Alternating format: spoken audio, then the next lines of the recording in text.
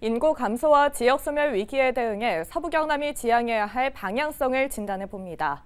서경방송 연속기획부도 지역 소멸의 시대 돌파구를 찾아라 첫 번째 순서로 도시 정원화를 통해 녹색도시 경쟁력을 갖춰가려는 순천과 진주를 주목해 봅니다.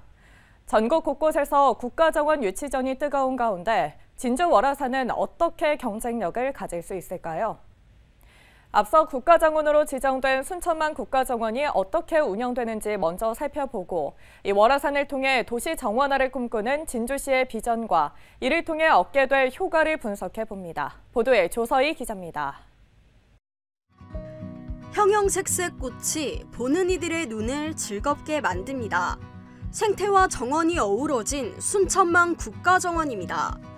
여러 나라의 특색이 담긴 세계정원으로 유명하고 체험과 전시를 즐길 수 있는 테마정원도 조성돼 있습니다. 일주일에 한 두세 번 정도 오고요. 걷기가 좋고요. 그리고 오면 사람들도 볼 수 있고 제일 나무, 잔디밭 그게 너무 좋아요. 여름엔 시냇물이 졸졸 흐르는 개울길 광장이 인기입니다.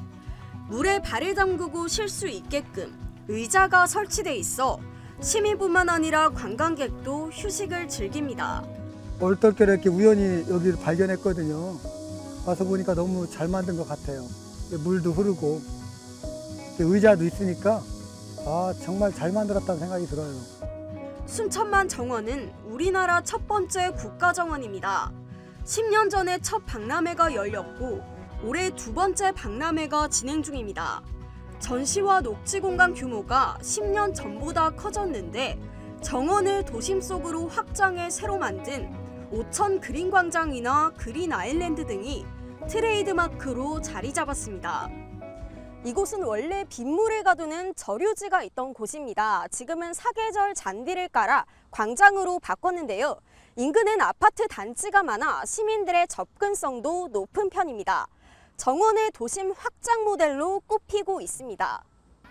단순히 정원을 보여주는 공간이 아닌 도심과의 연관성을 강조한 건데 시민과 관람객들의 만족도는 높습니다. 올해 10월까지 이어질 이번 박람회에 목표 관람객 800만 명 중 70% 수준인 560만 명을 넉 달 만에 돌파했습니다. 어디보다도 경쟁력을 갖춘 그런 정원 모습으로 돼 있고 또 이번에 정원을 도심까지 확장해서 큰 생태축을 연결했다고 이렇게 생각하기 때문입니다. 또 미래 도시의 표준 모델을 제시한다는 그런 큰 뜻을 가지고 체류형 관광객 확보에도 힘을 쏟았습니다. 60만 평 정원에서 머무르며 숙박할 수 있는 시설을 만든 겁니다. 샤워 시설과 산책로 등이 갖춰져 있고 하루 100여 명을 수용할 수 있습니다. 월 평균 90% 이상의 높은 숙박률을 기록하고 있습니다. 순천을 하루 1박 2일 더 오고 싶어 하시는 경우가 많더라고요. 네, 지역경제 활성화뿐만 아니라 체류형 관광, 나아가서 저희 도시 브랜드까지 상승하고 있는 것 같습니다. 실제로 순천만 국가정원 그리고 박람회가 인기를 끈 이후 순천 지역 경제에 미친 파급력은 상당합니다. 입장료 소익은 물론이고 식당이나 숙박 등의 소비로 연결되는 효과가 드러나고 있는 겁니다. 지금 박람회장으로 한 80% 정도가 오십니다. 그리고 지금 이거는 주변 지역까지 낙수 효과까지 합치면 엄청나게 큰데요. 전문기관에서 연구한 것은 1조 한 6천억 정도의 효과가 있을 것이라고 보고 있고 실질적으로도 지역 경제가 굉장히 크게 활기를 띠고 있습니다. 이 같은 국가정원은 현재 우리나라의 순천만과 울산 태화강 단 두 곳입니다. 국가정원이 되면 정원 조성에 필요한 예산과 운영비를 비롯한 다양한 정부 지원을 받을 수 있습니다. 이런 혜택 때문에 전국 20개 넘는 지방자치단체에서 국가정원 지정을 희망하는데 진주 월화산도 그중 하나입니다. 지난해 공공정원이 조성됐고 시민 휴식 공간으로 자리 잡고 있습니다. 여기 일주일에 한 번 정도는 꼭 한 번씩 오고 있어요. 숲도 잘 돼 있고 또 이제 여러 가지로 경치도 좋아요, 여기가. 하지만 국가정원 지정까지는 넘어야 할 산이 많습니다. 우선 지방정원으로 등록돼야 하고 운영 실적과 품질 평가 등의 요건 역시 필요합니다. 이런 준비 과정 속에 지난 7월 월화산 정원박람회가 열린 건데 5일 동안 2만 5천 명이 다녀갔습니다. 길 이상으로 잘 돼 있고요. 다음에도 또 하면 또 방문할 예정입니다. 첫 정원박람회는 과제도 남겼습니다. 월화산 숲속의 진주가 산지형 정원 모델이 될 수 있을 것이란 전문가들 기대와 달리 아직 일부 시민과 관람객들에겐 경쟁력이 부족한 수준입니다. 규모적인 면에서는 확실히 순천이 되게 크고요.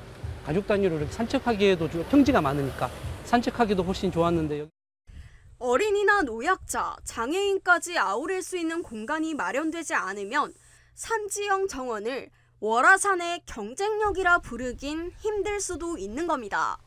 진주시는 박람회 빅데이터를 분석해 국가정원 지정 추진을 위한 정원 브랜드 가치 확대에 나서겠다는 계획입니다. 동선제라든지 이런 것도 정리가 될 필요가 있고요. 국가정원으로 가기 위해서는 몇 가지 좀 주제 정원들이 좀 들어봐야 됩니다. 2회 때부터는 좀 더 나은 계절, 봄철 계절에 하게 될 것 같고요. 그렇게 되면은 좀 더 시민들에게 도움이 될 수 있는 전문가들은 특히 월화산 경쟁력 확보도 중요하지만 그것에만 연연하기보단 더 거시적인 시각이 필요하다고 말합니다. 남강과 진양호 같은 자연 환경을 활용해 진주 전체를 녹색 도시로 만들어 가야 한다는 겁니다.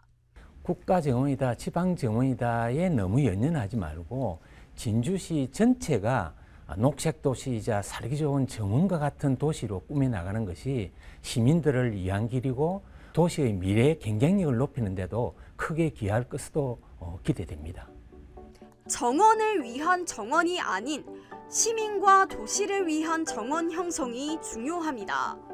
우리나라 첫 국가정원인 순천이 10여 년 동안의 운영을 통해 도시 전체를 정원으로 가꿔가는 것처럼 말입니다.